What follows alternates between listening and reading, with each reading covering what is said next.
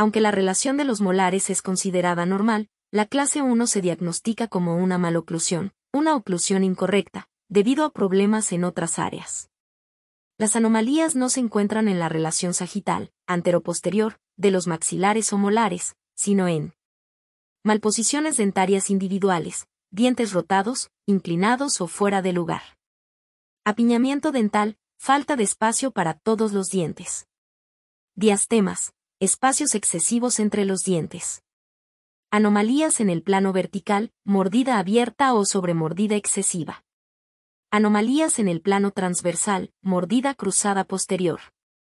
Discrepancias en el grupo incisal, dientes frontales, como biprotrusión, dientes frontales muy salidos, o retrusión, dientes frontales muy hacia adentro.